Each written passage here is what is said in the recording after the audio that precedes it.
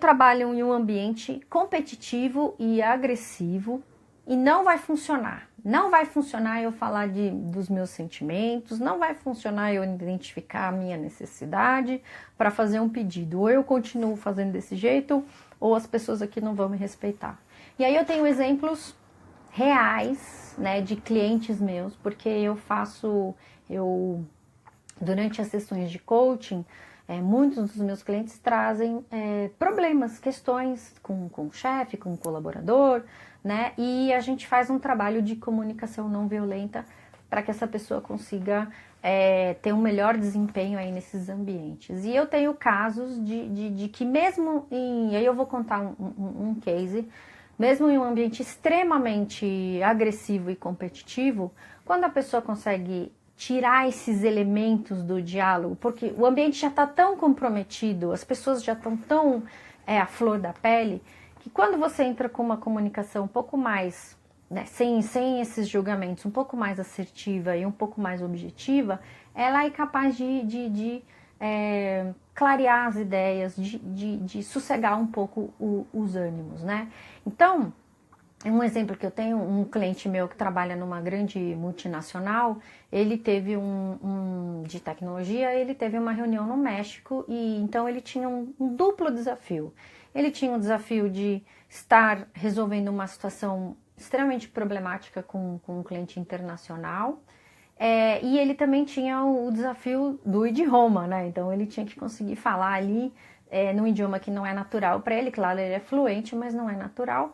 Num ambiente em que as pessoas tinha mexicanos e tinha indianos, então você tinha pessoas ali que tinham diferentes culturas, né? Então fica mais difícil ainda porque você não sabe exatamente qual é a linha de pensamento de cada uma dessas pessoas de grande escalão ali, e ele foi convocado às pressas porque o negócio ali estava, entre aspas, pegando fogo, né? E a partir dessa visão, ele entrou numa reunião, começou a ser extremamente atacado pela equipe que estava ali, e ele conseguiu, pensando nos passos da comunicação não violenta, entender que ele estava se sentindo com muita raiva, que várias necessidades dele não estavam sendo atendidas, mas ele conseguiu entender também que as necessidades dos outros que estavam ali não estavam sendo atendidas, né? Então, a segunda parte da comunicação não violenta é que quando você para prestar atenção no seu sentimento e nas suas necessidades, você naturalmente começa a prestar atenção nas necessidades e no sentimento do outro. Por quê? Porque se eu quero que a pessoa respeite o que eu estou sentindo e o que eu estou precisando, é natural que eu ofereça essa compreensão para o outro, né? Então, ao entrar numa reunião em que as pessoas estão te atacando, se você começa primeiro a acolher, tô me sentindo atacado, pessoas agressivas, que absurdo. Mas depois entender que eles também têm necessidades, a sua mente, o jeito como você vai entrar ou você vai buscar as respostas para dialogar com a pessoa, muda. Então, ao invés de você entrar na reunião para se defender do ataque, né, que o cara tá falando que a equipe é incompetente, está falando que o projeto está atrasado, está falando que o cliente não está gostando, né? E esse pessoal, por terem lá os costumes deles, xingavam, falavam muito palavrão. Quando ele começou a, poxa, mas o que será que esse pessoal está precisando? O que está faltando aqui?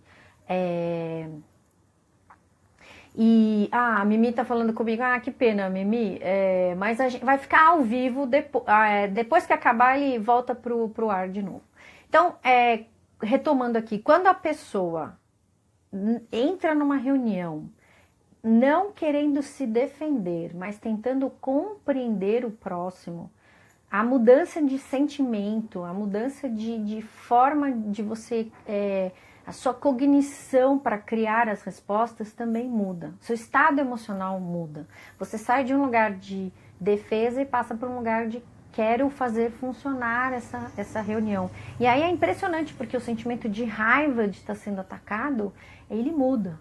né? Então, essa questão aqui de que você tá num ambiente competitivo e agressivo e não vai funcionar, vai funcionar muito, porque você vai entrar como uma pessoa para clarear ali aquele estresse total, né? Não significa que você vai ficar submisso, isso aí a gente já falou primeira parte aqui da live. Significa que você vai estar mais consciente de você e mais consciente do outro.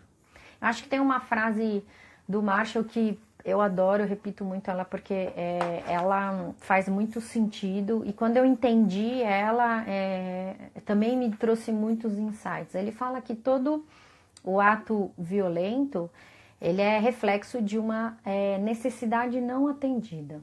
Então eu vou falar de novo. Todo ato violento é reflexo de uma necessidade não atendida.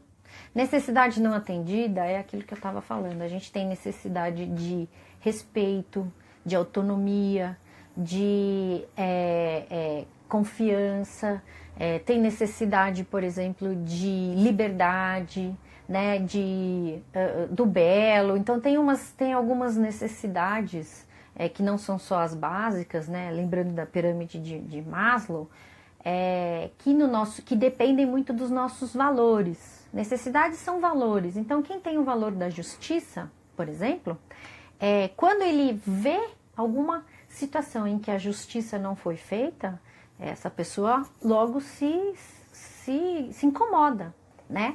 E aí, a partir disso, ela pode escolher, se ela não for se for uma pessoa que tem uma baixa consciência, ela pode escolher responder isso através de um ato violento, como ir lá brigar com a pessoa, ameaçar, sei lá, você estacionou numa vaga de deficiente, eu vou lá e risco o seu carro, né? Então, o que o Marshall está dizendo é que, no fundo, as pessoas elas não estão sendo exatamente violentas com o outro, elas estão sendo violentas porque uma necessidade dela foi ferida, não foi atendida, não foi respeitada. Quando você entende isso, você também passa a entender que não é contra você que aquela pessoa está agindo, está gritando, está brigando. É a favor dela.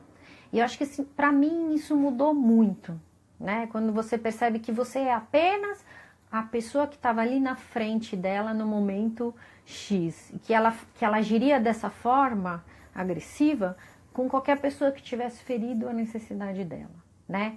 Então, quando a gente começa a pensar nisso, a gente entende que no ambiente de trabalho, que na família, o tempo todo as necessidades estão entrando em choque. E às vezes você faz isso sem querer, porque você não sabe exatamente qual é a necessidade do outro, né? Então, praticar a CNV vai fazer com que você passe também a prestar mais atenção, né, em si mesmo, para você sair do automático, e no outro. É sempre uma via de mão dupla, né? A comunicação, ela é uma via de mão dupla. Não adianta você só falar, você tem que ter certeza de que a pessoa lá do outro lado entendeu, né? Então, quando você começa a pensar na comunicação não violenta, em que você olha para você, você também quer olhar para o outro, né? Porque aquilo que você quer para você, ou seja, quero ser entendido, quero ser atendido, você passa então a olhar para o outro e oferecer para o outro a sua compreensão. Então isso te muda o seu patamar, né? Você sai realmente dessa posição de agressividade, de toma lá, dá cá.